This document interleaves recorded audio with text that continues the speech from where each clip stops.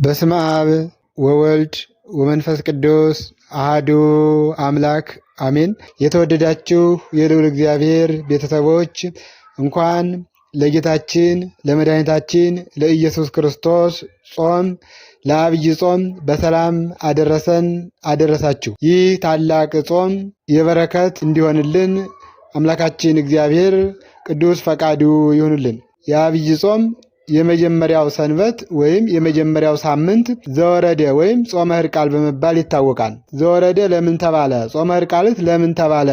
የሚለውን በዚህ ትምህርታችን አጠር አድርገን እንመለከታለን። ዘወረደ ማለት የወረደ ማለት ነው።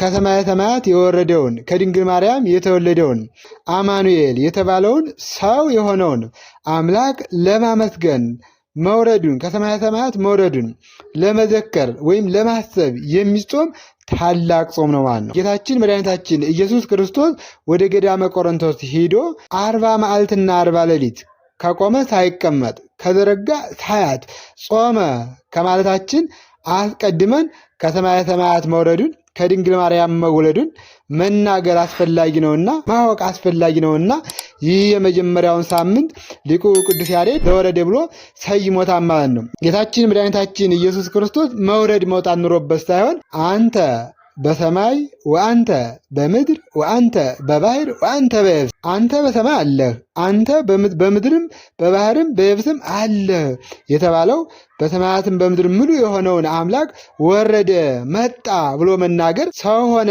ማለት እንደሆነ ሊቃውንቱ ያስተምራሉ፣ ሊቃውንቱ ይተረጉማሉ ማለት ነው። ወረደ መጣ ስንል ከእመቤታችን ከድንግል ማርያም ከስጋዋ ስጋ ከነፍሷ ነፍስ ነስቶ ሰው ሆነ ማለት ነው። ሊቃውንት አባቶቻችን ዘወረደ ማለት ሰው የሆነ ማለት ነው ብለው ያስተምራሉ። አምላካችን ሰው ከሆነ በኋላ መጣ፣ ሄደ፣ ወረደ፣ አረገ የሚሉት ቃል ይስማሙታል። ምልአቱን ሳይለቅ በሰው አካል ተወስኖ ታይቷልና። ስለዚህ ወረደ ስንል እግዚአብሔር ሰው ሆኖ መገለጡን ያመለክታል ማለት ነው። አረገ ስንል ደግሞ የሰውነቱን ስራ መፈጸሙን ያሳየናል፣ ያስረዳናል። አረገ ስንል ቀድሞ በሰማያት የለም ለማለት አይደለም። አምላካችን ኢየሱስ ክርስቶስ በመለኮቱ በዓለም ምሉ ነው፣ ፍጹም ምሉ ሰማያተው ምድረ፣ በሰማይም በምድርም የመላ አምላክ ነው። ይህ የመጀመሪያው ሳምንት ዘወረደ በመባል ይታወቃል ማለት ነው። ጌታችን መድኃኒታችን ኢየሱስ ክርስቶስን በዚህ በቅዱስ ዮሐንስ ወንጌል ምዕራፍ 3 ከቁጥር 13 ላይ ከሰማይ ከወረደው በቀር ወደ ሰማይ የወጣ የለም ይለናል። ስለዚህ ከሰማይ የወረደ ማለት የሰውን ስጋ ለብሶ የተገለጠው ለማለት ነው ማለት ነው። ይህ ጾም ጾመ ሕርቃል በመባልም ይታወቃል።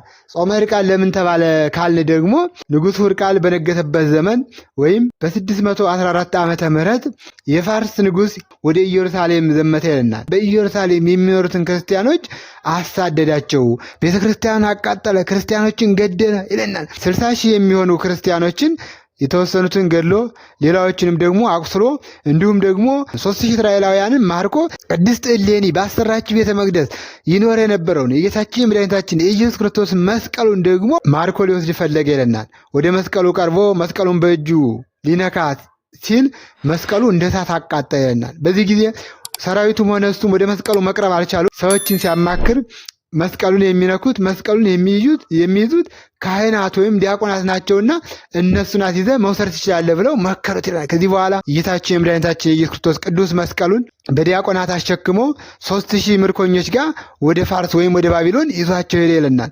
በፋርስ ወይም በባቢሎን የኢየሱስ ክርስቶስ መስቀል ወስዶ በአንድ ቦታ ቀበረው ይለናል። ከዚህ በኋላ ለ14 ዓመት ኢየሩሳሌም ጠፍ ሆነች። ለ14 ዓመት ኢየሩሳሌም ሰው አልባ ሆነች። ከ14 ዓመት በኋላ በዋሻውም በገደሉም ተደብቀው ተርፈው የነበሩት እስራኤላውያን በአንድነት ተሰብስበው ወደ ሕርቃል ደብዳቤን ጻፉ ይለናል። ይኸውም እንዲህ ነበር። የፋርስ ንጉሥና ሰራዊቱ ወደ ኢየሩሳሌም መጥተው ኢየሩሳሌምን አጥፍተዋታል፣ ክርስትናንም አጥፍተዋል፣ የጌታችን የመድኃኒታችን የኢየሱስ ክርስቶስንም መስቀሉን ወስደውታል።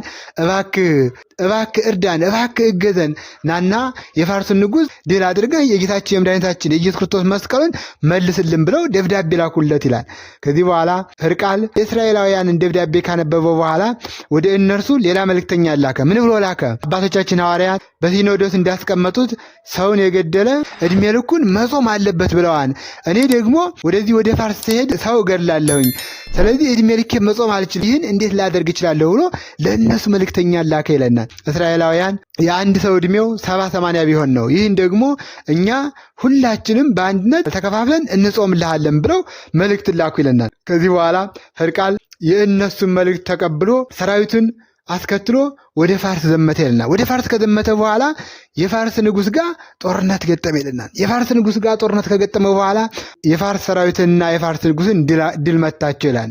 ሕርቃል ድል አደረገ ይለናል። ከዚህ በኋላ የጌታችን የመድኃኒታችን የኢየሱስ ክርስቶስ መስቀል የተቀበረበትን ግን አላወቀም ይለናል። የኢየሱስ ክርስቶስ መስቀል የተቀበረበትን ሲያፈላልግ ተማርካ ከሄደችው ከእስራኤላውያን መካከል አንዲት ብላቴና የኢየሱስ ክርስቶስ መስቀል ሲቀበር ተማርካ በሄደችበት ቤት በመስኮት ሆና ትመለከት ነበርና በመስኮት ሆና ለሕርቃል መስቀሉ የተቀበረበትን ዲያቆናቱ የተገደሉበትን ቦታ አሳየችው ይላል። ከዚህ በኋላ ሕርቃል መስቀሉን አውጥቶ በመጎናጸፊያው ሸፍኖ ከምርኮኞቹ ጋር ወደ ኢየሩሳሌም ወስዶ በሀገራቸው በሰላም እንዲኖሩ አድርጓቸዋል።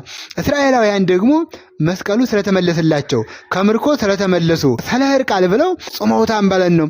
ስለዚህ እስራኤላውያን የፋርስ ንጉሥ ጥላታቸው ድል ስለተነሳላቸው የጌታችን መድኃኒታችን ኢየሱስ ክርስቶስ መስቀል ስለተመለሰላቸው እንዲሁም ደግሞ ስለ ሕርቃል ብለው ጾመውታን ማለት ነው። እኛ ኦርቶዶክሳውያን ደግሞ ከኃጢአት ምርኮ እንድን ዘንድ ወደ ጽድቅ ስራ እንመለስ ዘንድ ይህን ጾም እንጾመዋለን ማለት ነው። የጌታችን መድኃኒታችን የኢየሱስ ክርስቶስ ጾም ከመግባቱ በፊት ይህን ሳምንት ለበረከት እንጾመዋለን ማለት ነው። ይህን ጾም ስንጾም የተጣላን ካለን ታርቀን፣ የበደልን ካለን ክሰን መሆን አለበት ማለት ነው። ጾሙ የበረከት እንዲሆን ለሀገር ሰላምን፣ ፍቅርን የሚያመጣ በቤት ውስጥ በረከትን የሚያጎናጽፍ እንዲሆን ስንጾም በንጹህ ልቡና በተሰበረ ልቡና መሆን እንዳለበት አባቶቻችን ያስተምራሉ ማለት ነው።